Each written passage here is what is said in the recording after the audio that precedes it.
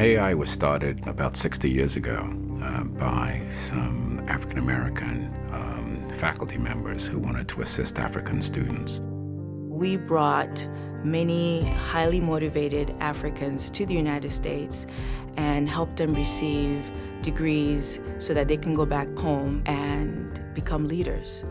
We have over 23,000 alumni. It's business people like Nikamata Fio and Kofi Amwa. Kenyan environmentalist, the late Wangari Maathai. Former Prime Minister Hassan Gula. I want to thank the African American Institute for giving me the opportunity to pursue my postgraduate studies in the United States. I was able to compete and get one of the awards to pursue a master's degree in agricultural economics at Cornell University.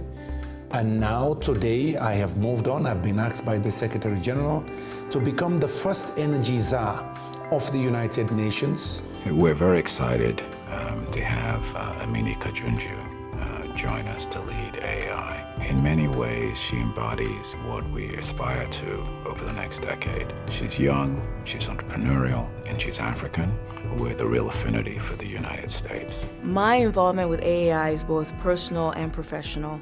I was born in the Democratic Republic of Congo, and I studied in the United States and received my bachelor's and master's here.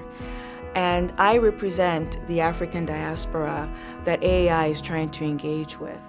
I think initially, when AAI's involvement began, African democracies were just emerging. In more recent years, many people, particularly in Washington, have learned about the new opportunities for the United States to think more about investment.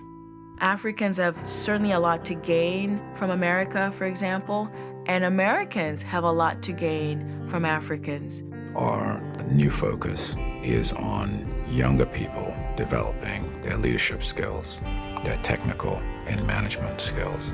Young Africans who have a good education, whether they gain that education in America or in Africa or in Europe, are some of the key drivers of this environment in which Africa is seen as an investment destination. And so the question becomes, what does capacity look like? There's so much work to do in the areas of education, of entrepreneurship, of leadership and management. I think the best example of one of the new ways AI can contribute has been the Transformation Leadership Program. It's something that AI developed in partnership with the Coca-Cola Company. But importantly, it was to build an experimental model that would go beyond its founding. We've learned that people are hungry for leadership and management skills. People want these skills. The TLP program in Lagos, in Nairobi, and in Cape Town, we are finding that these nonprofit leaders are saying, we're trying to solve some really critical problems. And if we want the youth of Africa to be prepared for this knowledge-based, globalized economy, we really have to make sure that we give them the skills to do that. And so AI is currently looking for like-minded partners to help us do this very important work.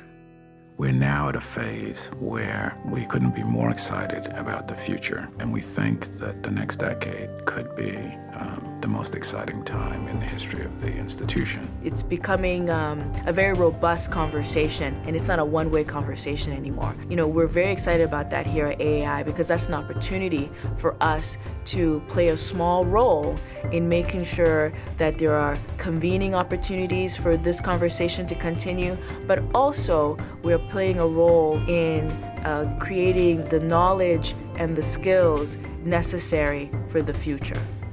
I thank the AAI for giving me that privilege and opportunity. It was not only about academics, it was also just developing my whole self through their support to be a global leader, to also be an intellectual in a number of cases, to promote and analyze issues that are of greater relevance to Africa, but also to the world at large.